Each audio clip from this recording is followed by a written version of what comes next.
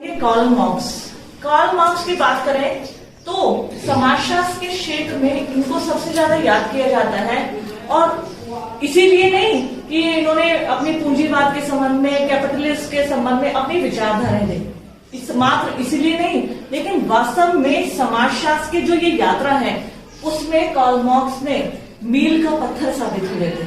मील का पत्थर मतलब उन्होंने इतने कार्य किए, इतने सिद्धांत दिए और उनको इतने विस्तार से बताया कि समाजशास्त्र के क्षेत्र में आज हम कार्ल मार्क्स को पढ़ते हैं।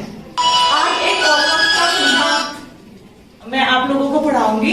कार्ल मार्क्स का वर्ग संघर्ष का सिद्धांत, class and class conflict in industrial society, और साथ ही साथ आपने बहुत सारी किताबें लिखी थी। दास कैपिटल आपने सुना होगा, और जो मैं किताबें बताती हूँ याद रखना, यूजीसी नेट में इन सब किताबें बहुत काम आती हैं। जैसे दास कैपिटल इन्होंने लिखी है, कम्युनिस्ट मैनिफेस्टो, कम्युनिस्ट घोषणा पत्र इन्होंने जारी किया था। साथ ही साथ कार्ल मार्क्स की बहुत सारी रचनाएं रहती हैं। कार्ल मार्क्स ने जो वर्ग संघर्ष का सिद्धांत है वो पूंजीवाद, कैपिटलिज्म। देखो, अगर हम सिस्टम की बात करें, कार्ल मार्क्स ने सबसे पहले वर्गों की बात की थी। क्लास, वर्ग किसे कहते हैं? सबसे पहले तो मैं कार्ल मार्क्स को ना बता के सबसे पहले आपको क्लास, वर्ग के बारे में बताऊंगी। जाति हमें पता ही है, जाति कास्ट किसे कहते हैं, लेकिन हम अक्सर वर्ग की बात करते हैं। अरे ये तो अमीर वर्ग है, निर्धन वर्ग है, गरीब वर्ग है, या फिर ये नौकरशाही वर्ग है, या फिर ये तो बुद्धिजीवी वर्ग है। हम वर्ग की बात सुनते हैं, और वास्तव में वर्ग क्या है? एक समान परिस्थिति धारण करने वाले व्यक्तियों के समूह को, ध्यान से समझिएगा, एक समान परिस्थिति धारण करने वाले व्यक्तियों के समूह को वर्ग कहते हैं। एक समान परिस्थिति, जैसे मैं महिला हूं और समान परिस्थिति आप सब महिलाएं, तो ये महिलाओं का वर्ग हो गया। फिर जैसे मैं शिक्षक हूं और मेरे साथ की और शिक्षिकाएं हैं, तो हम शिक्षक वर्ग हो गए। आप छात्र हैं और आपके साथ जितने भी छात्र हैं, तो आप सब किस वर्ग में आ गए? छात्र वर्ग में। ठीक है। फिर आप नौकरी पेशा है, सरकारी नौकरी पेशा, तो आप नौकरशाही वर्ग में आ गए। समझ गए मेरी बात? फिर आपके पास बहुत अधिक धन संपत्ति है, तो आप अमीर वर्ग में हैं। आपके पास संपत्ति कम है, जीवन चल रहा है, बस निर्बाध चल रहा है, तो मध्यम वर्ग में है। लेकिन आपके पास संपत्ति का अभाव है और आपके पास जीवन का गुजारा चलाना ही मुश्किल है, तो आप निर्धन वर्ग में, यानी गरीब वर्ग में। कहने का मतलब एक समान परिस्थिति धारण करने वाले व्यक्तियों के समूह को वर्ग कहते हैं। कार्ल मार्क्स ने एक सिद्धांत दिया और इस सिद्धांत को कहते हैं वर्ग संघर्ष का सिद्धांत। देखिए स्टूडेंट, कार्ल मार्क्स का जो ये वर्ग संघर्ष का सिद्धांत है, आपने वर्ग संघर्ष का सिद्धांत अपनी पुस्तक दास कैपिटल में, जब उन्होंने पूंजीवाद की बात की थी। देखो, पूंजीवाद सिस्टम क्या था? पूंजीवादी सिस्टम था जब बड़ी बड़ी फैक्ट्री प्रणाली स्थापित, औद्योगिकरण हुआ। औद्योगिकरण किसे कहते हैं, इसको भी थोड़ा आप ध्यान से समझिएगा। जब किसी स्थान विशेष में बड़ी बड़ी फैक्ट्रियां स्थापित होती हैं, ठीक है, तो वहां पर कार्य करने वाले व्यक्ति उन फैक्ट्रियों में कार्य करने आने लगते हैं। फॉर एग्जाम्पल, फोर्टद्वार एक साधारण सा कस्बा, साधारण सा वो है, लेकिन धीरे धीरे आपने देखा अरे यहाँ HCL कंपनी आ गई, BL आ गई, तो धीरे आसपास के लोग उस कंपनी में कार्य करने के लिए गए। धीरे धीरे उस क्षेत्र का विस्तार हुआ, और जब फैक्ट्रियां लगने लगती है एक के बाद एक, तो ये दशा कहलाती है औद्योगिकरण की, जिसे इंग्लिश में बोलते हैं इंडस्ट्रियलाइजेशन। जैसे हम उत्तराखंड बनने के बाद आपने उधम सिंह नगर और हरिद्वार का BHL एरिया, जो हम सिडकुल बने हैं, वहां पे इंडस्ट्रियलाइजेशन हुआ है। आज अगर आप वहां जाके देखेंगे, बहुत सारी कंपनियां हैं, फिर आसपास बहुत सारे फ्लैट कल्चर, बहुत सारे घर बस गए, लोग दूर दूर से कार्य करने आने लगे वहां पर, तो वहां क्या हुआ? औद्योगिक विस्तार हो गया। कार्ल मार्क्स ने कहा है कि औद्योगिकरण का बहुत तीव्र मात्रा में चला। औद्योगिकरण के कारण दो वर्ग अस्तित्व में आए। औद्योगिकरण के कारण मैं आपको बता रही हूं कार्ल मार्क्स का वर्ग संघर्ष का सिद्धांत। थोड़ा इससे पहले कार्ल मार्क्स के वर्ग के बारे में भी बताया था। कार्ल मार्क्स ने कहा था, अपनी डेफिनेशन दी थी, परिभाषा, अब तक अस्तित्व में रहे समाजों का इतिहास वर्ग संघर्ष का इतिहास रहा है। उनका कहना था कि अब तक अस्तित्व, जब हमारे समाज का उदय हुआ था, हर्बर्ट स्पेंसर ने समाज के विकास की बात की थी, कार्ल मार्क्स ने वर्गों की बात की थी कि अब तक अस्तित्व में, अस्तित्व मतलब जब हमारे समाज की शुरुआत हुई, जब मनुष्य जंगलों में रहता था, ठीक है, जब कुछ भी नहीं था समाज में, ना परिवार विवाह नातेदारी, अब तक अस्तित्व में रहे समाजों का इतिहास वर्ग संघर्ष का इतिहास रहा है। मतलब उन्होंने बोला सबसे प्राचीन काल में कोई वर्ग नहीं था, उसे आदिम साम्यवादी समाज कहते हैं। लेकिन धीरे धीरे आदिम साम्यवादी से समाज से आया है दासत्व युग। दास मतलब मालिक होते थे और वो अपने जैसे कर्जा देना, साहूकार वगैरह तुमने सुने होंगे, जो लोग उनका कर्जा लौटा नहीं पाते थे वो उनको अपना दास बना लेते थे, पैरों में जंजीर बांधकर उनको अपना दास बना के रखते थे। तो वो दासत्व युग था।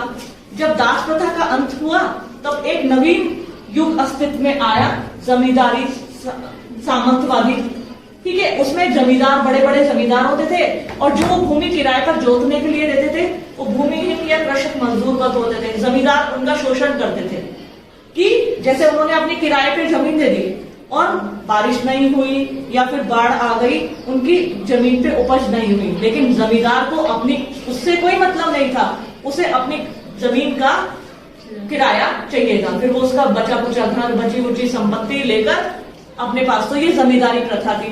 जमींदारी प्रथा का भी उन्मूलन हो गया। फिर औद्योगिक क्रांति आई और तब कार्ल मार्क्स कहते हैं औद्योगिक क्रांति के आने के बाद जब औद्योगिकरण हुआ, दो वर्ग सामने आए, एक पूंजीपति वर्ग और एक मजदूर वर्ग। मतलब जो बड़ी बड़ी फैक्ट्रियों के मालिक होते हैं, इंडस्ट्री, अगर हम इंडस्ट्रीज की बात करें, फॉर एग्जाम्पल जैसे आप अंबानी ग्रुप्स का नाम सुनते हो, अडानी ग्रुप का नाम सुनते हो इंडस्ट्रियलिस्ट, और कौन कौन से सुना है बताओ आप मुझे। टाटा, वेरी गुड, बिरला नाम सुनते तो है हम, लक्ष्मी निवास मित्तल का नाम सुनते हैं, ठीक है। और कोई, मतलब कहने को बहुत सारे औद्योगिक ऐसे उद्योगपति होते हैं और फिर उनकी कंपनी में जो कार्य करते हैं। मैं तुम्हें सिर्फ ये एग्जांपल दिया है। कार्ल मार्क्स कहते हैं औद्योगिकरण के कारण एक नया सिस्टम अस्तित्व में आया जिसे कहते हैं पूंजीवाद। और वो पूंजीवाद क्या है? कंपनी होती है, कंपनी में दो वर्ग अस्तित्व में आए, एक तो कंपनी के मालिक जिन्होंने कहा है उद्योगपति, और दूसरे कंपनी में कार्य करने वाले मजदूर उन्होंने कहा है मजदूर वर्ग। तो कौन से दो वर्ग हो गए? एक तो पूंजीपति वर्ग और दूसरा श्रमिक वर्ग। उनको जैसे इन्होंने दो वर्ग बताए ना, इसमें पूंजीवादी जो सिस्टम आया, उद्योगपति पूंजीपति भी इन्हें कहा जाता है, ठीक है। और एक स्पेशल नाम बुजुर्गा या बुजुर्गा, ठीक है। और दूसरा श्रमिक वर्ग, इसको उन्होंने सर्वहारा ये नाम भी दिए। तुम्हें सिर्फ इतना ध्यान रखना है, इस समय पूंजीवादी जब सिस्टम होता है दो वर्ग है, एक तो पूंजीपति वर्ग जो कंपनियों के फैक्ट्रियों के मालिक होते हैं, दूसरा उसमें कार्य करने वाले श्रमिक वर्ग जिन्हें हम मजदूर वर्ग या सर्वहारा वर्ग भी कहते हैं। अब ये वर्ग संघर्ष का सिद्धांत क्या है? वर्ग संघर्ष का सिद्धांत है, संघर्ष मतलब तुम्हें पता ही, कॉन्फ्लिक्ट। संघर्ष किसे कहते हैं? बोलो मृदुल, बताना। संघर्ष, स्ट्रगल, झगड़ा, लड़ाई, आपसी मनमुटाव, उसके लिए हम संघर्ष का प्रयोग करते हैं, है ना। संघर्ष का हम कहते हैं ये संघर्ष है, संघर्ष। जैसे संघर्ष मतलब वो करना, संघर्ष करना, इसमें कहीं ना कहीं संघर्ष के बहुत सारे मीनिंग, आपसी झगड़ा भी, मनमुटाव भी। संघर्ष हम पढ़ाई के लिए संघर्ष भी, स्ट्रगल भी करते हैं, उसको भी संघर्ष की श्रेणी में रहते हैं। यहाँ क्लास कॉन्फ्लिक्ट की बात हो रही है, वर्ग संघर्ष, दो वर्गों के बीच एक तरह से मोटे मोटे शब्दों में झगड़ा, मनमुटाव, आपसी कलह। तो ध्यान से समझना मेरी बात। कार्ल मार्क्स कहते हैं जो पूंजीपति वर्ग होते हैं ना, तो कंपनी का जो मुनाफा आता है, देखो कंपनी फॉर एग्जांपल एक कपड़ा बनाने वाली कंपनी है, उसने बहुत सारे कपड़ा बनाया, वो कपड़ा बाजारों में बिकने गया, तो जितना प्रॉफिट आता है वो पूंजी किसके खाते में जाता है? पूंजीपति के, फैक्ट्री के मालिक के। आज हम देख ही रहे हैं फैक्ट्री, एक फैक्ट्री से उन्होंने 10-10, 50-50 फैक्ट्री बना ली है। आज रिलायंस ग्रुप कहाँ नहीं है? कौन सी ऐसी फील्ड है जिसमें रिलायंस ग्रुप? कपड़े में वो नहीं है, तेल में वो नहीं है, जूते चप्पल में वो नहीं है, फूड में, डब्बाबंद खाने में, इवन सब्जी तक में रिलायंस फ्रेश आ गया। तो कहने का मतलब वो कहते हैं कार्ल मार्क्स कि जब पूंजीपति वर्ग होते हैं, जो कंपनी का मुनाफा होता है वो पूंजीपति के खाते में आता है। कहने का मतलब फैक्ट्री के मालिक के खाते में आता है। मजदूरों को क्या मिलता है? उनका एक छोटा सा वेतन जो निर्धारित होता है। वो कार्य करने के लिए क्या लेते हैं? हर माह वेतन लेते हैं। आप देखते हैं श्रमिक जो होते हैं कई बार लड़ाई झगड़ा कि हमारा वेतन बढ़ाओ, हमें बोनस दो, दिवाली का बोनस दो, हमें इस चीज का बोनस दो, लेकिन कई बार मांगे मानी जाती है और कई बार नहीं भी मानी जाती है।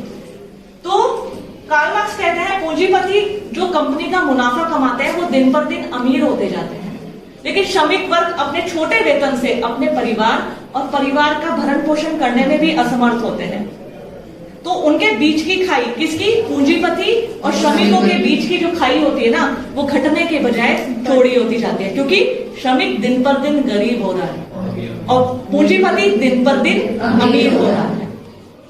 तो कार्ल मार्क्स कहते हैं जो बुजुर्ग सर्वहारा है या जो पूंजीपति है वो दिन पर दिन अमीर हो रहा है, श्रमिक दिन पर दिन गरीब हो रहा है। इन दोनों के बीच की खाई मतलब बीच का जो दायरा है, जो उनकी स्टेटस है, वो घटने की बजाय उनमें दायरा बढ़ता जा रहा है, चौड़ी खाई। वो तो इतने अमीर हो गए, इतने अमीर हो गए क्योंकि कंपनी का सारा मुनाफा उनके खाते में जाता है।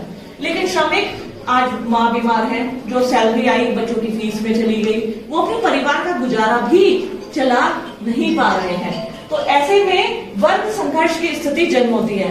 श्रमिक लोग असंतुष्ट जब हो जाते हैं इससे कि उनको कुछ मिल ही नहीं पा रहा है, सिर्फ एक छोटा वेतन मिलता है, तो वो लोग क्या करते हैं? पूंजीपति के विरुद्ध आवाज उठाते हैं। वो भी क्लास कॉन्शियसनेस की बात करते हैं कार्ल मार्क्स। क्लास कॉन्शियसनेस यानी चेतना। जब हमारा समूह, हम सारे बच्चे या मेरे शिक्षक का समूह, हमें लगता है कि हमें जो मिलना चाहिए वो नहीं मिल रहा है, हमने सबने सुलह बनाई, आपस में मिले और हमारी वर्ग चेतना जागी, क्लास कॉन्शियसनेस। ऐसे ही श्रमिक लोग, सब लोग असंतुष्ट थे।